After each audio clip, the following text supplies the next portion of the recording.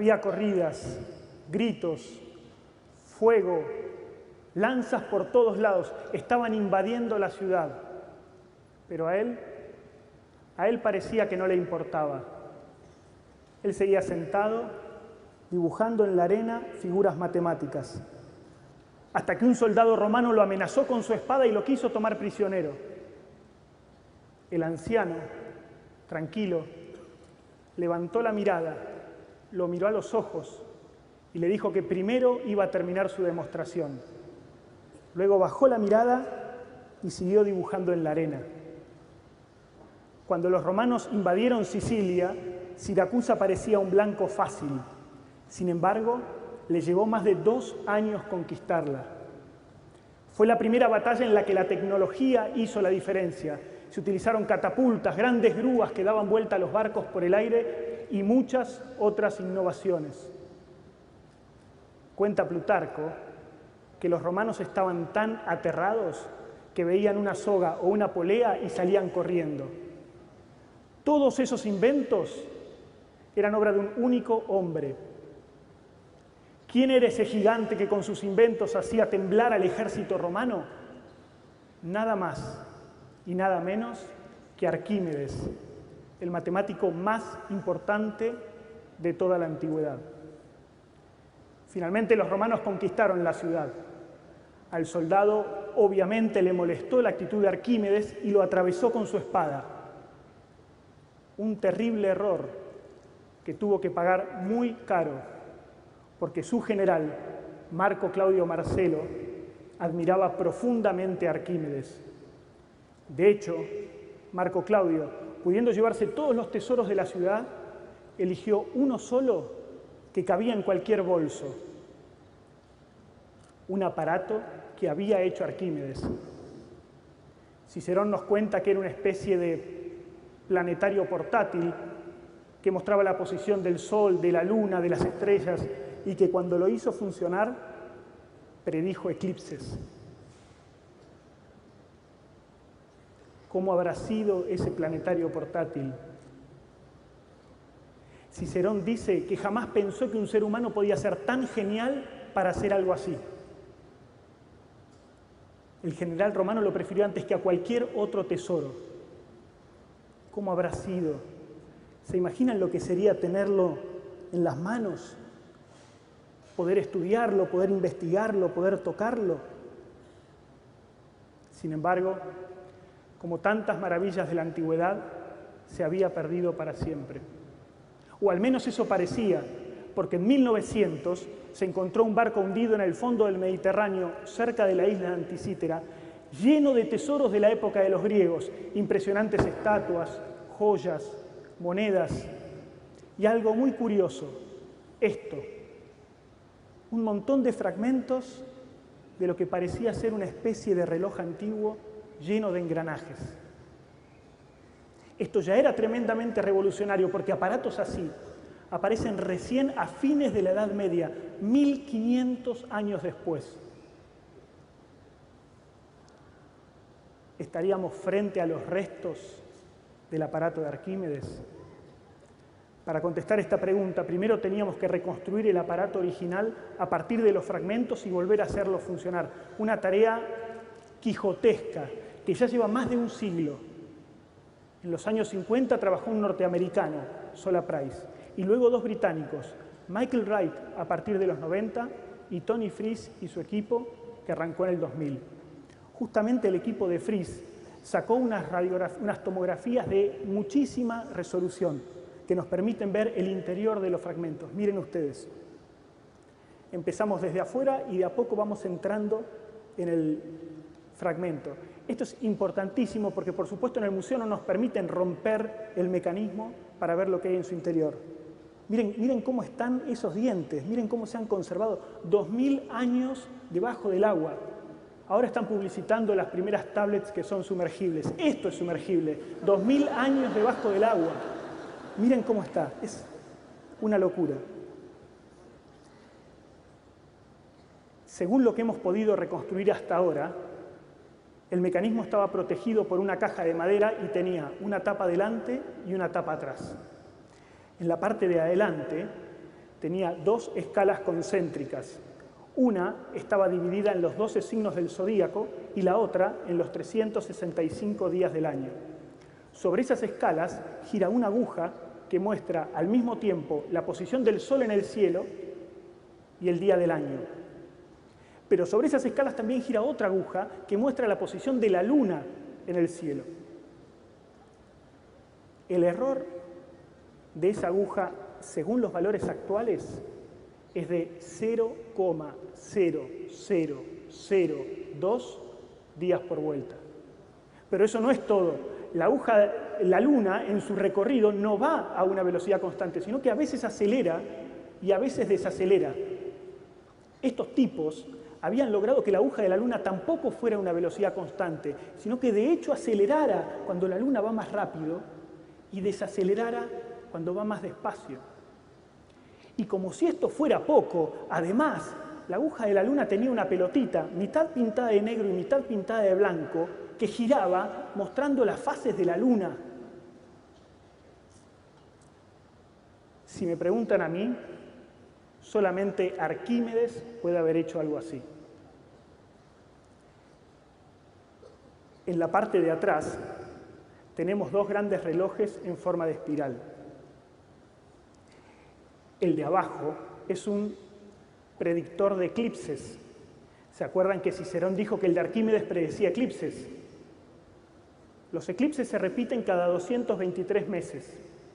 Para cada uno hay una celda, la mayoría están vacías, pero cuando hay un eclipse, la celda informa si será solar o lunar, si se lo podrá observar o no, e incluso a qué hora sucederá.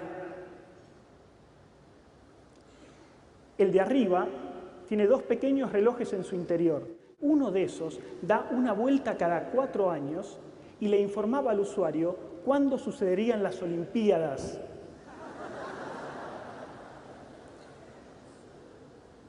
La espiral grande es un calendario lunisolar que reparte 235 meses en 19 años. Es un calendario tremendamente preciso. Al nuestro tenemos que agregarle un día cada 4 años en los años bisiesto para que no se desajuste. A este hay que sacarle un día cada 76 años. Claro, uno podría decir, ¿quién se va a acordar de sacar un día cada 7 décadas y pico? Para eso, el mecanismo contaba con el otro relojito que daba justamente una vuelta cada 76 años para recordarle al usuario que tenía que omitir un día. El calendario tiene el nombre de los meses y esto resultó muy importante porque cada ciudad griega tenía su propio calendario con sus propios nombres y se pudo determinar que el calendario del mecanismo coincide con el de Corinto o alguna de sus colonias.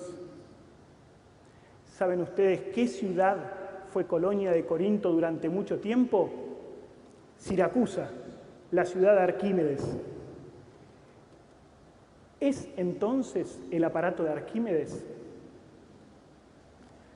La realidad es que el aparato de Arquímedes y el de Anticítera ejercen el mismo tipo de hechizo frente a todos los que entran en contacto con ellos.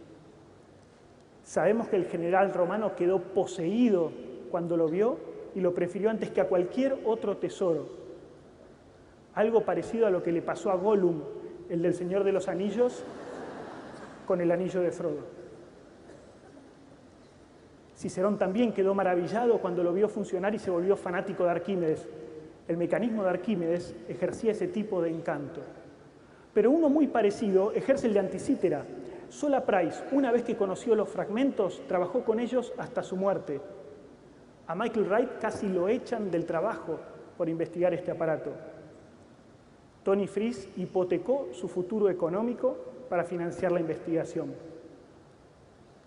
Yo mismo debo confesar que también caí bajo su encanto y hace ya 5 años que trabajo ininterrumpidamente en el mecanismo.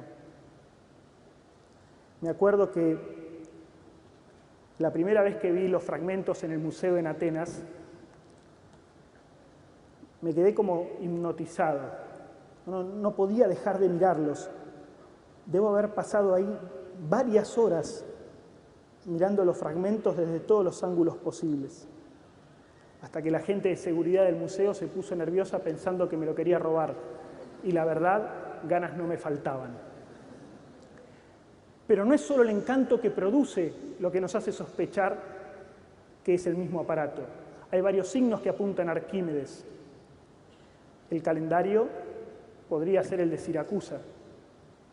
La descripción de Cicerón coincide mucho con lo que hemos podido reconstruir. El predictor de eclipses también apunta a Arquímedes. Sin embargo, todavía falta una prueba muy importante. Sin eso no tenemos nada. La fecha de construcción del mecanismo. Para datarlo, se ha intentado estudiar la forma de las letras de las inscripciones, pero el margen de error es muy grande, es mayor a 100 años. El carbono 14 no sirve porque se aplica materia orgánica y los engranajes son de bronce. Pero hay otra posibilidad. En el predictor de eclipses, nosotros tenemos las horas y los días en los que sucederán eclipses. Si encontráramos la serie de eclipses reales que mejor calzan con esos datos, sabríamos en qué época se construyó. Esta propuesta, que en teoría es viable, en la práctica nunca funcionó, porque hay un montón de datos del predictor de eclipses que no terminamos de entender bien. Uno especialmente molesto es que, mientras predice todos los eclipses lunares, predice solamente algunos eclipses solares. Por alguna razón, el que hizo el aparato decidió omitir algunos eclipses solares. Para colmo, esos eclipses olvidados parecen no seguir ninguna lógica, parecen excluidos al azar. Son los eclipses que ustedes ven en rojo ahí. Un día, después de trabajar ya a la tarde con las tomografías, simplemente se me ocurrió trasladar los eclipses de la espiral de abajo a la espiral de arriba, a ver cómo se acomodaban. No tenía ninguna razón para hacerlo, pero simplemente lo hice. Y miren lo que pasó. Parecía mágico. De pronto, todos los eclipses se organizaron formando rayos. Y lo que es más importante, esos eclipses omitidos, esos eclipses olvidados, estaban formando dos rayos muy bien definidos. Había encontrado la lógica de la exclusión de estos eclipses. Se lo comuniqué a mi colega de investigación, James Evans, y él enseguida entendió de qué se trataba. Eso nos daba muchísima información extra sobre el predictor de eclipses. Tal vez ahora sí podíamos encontrar la fecha de construcción. Nos pusimos inmediatamente a trabajar. Fueron años y años de quemarnos la cabeza, de seguir una estrategia que después no conducía a ningún lado, de entusiasmarnos con un resultado para después darnos cuenta de que habíamos cometido algún error pavote en los cálculos. Hasta que un día, un domingo de febrero del año pasado, estaba yo en la casa de mi colega en Estados Unidos y nos dimos cuenta de que no había forma de avanzar, de que incluso utilizando todos los datos disponibles, teníamos demasiadas fechas posibles. Me acuerdo que esa noche nos despedimos con la sensación amarga de que el proyecto, que ya llevaba más de 3 años, había fracasado. Yo no lo podía creer. Frente a él disimulé, mantuve la compostura, pero cuando bajé las escaleras, yo dormía en el sótano de su casa, está lleno de libros de historia de la astronomía, es espectacular. Cuando bajé las escaleras y me senté en la cama, no lo podía creer. No podía hacer el duelo. Tantos años trabajando y no habíamos llegado a nada. Me puse a repasar, me puse a hacer las cuentas de nuevo, me puse a revisar todo, hasta que de pronto se me ocurrió considerar un dato de la anomalía lunar que no habíamos tenido en cuenta. Y ese dato resultó tremendamente poderoso. Hice las cuentas y eliminó a todos los candidatos excepto uno. Esa noche encontramos el resultado. Pensar que estuvimos a punto de abandonar, que estábamos ahí nomás de la solución. Hoy, después de más de 1 año y medio de revisar cuidadosamente todos los cálculos y de chequear absolutamente todos los datos, les puedo anunciar oficialmente que el primer eclipse del mecanismo sucedió el 25 de junio del año 205 a.C. a las 15:35 hora local de Atenas. Eso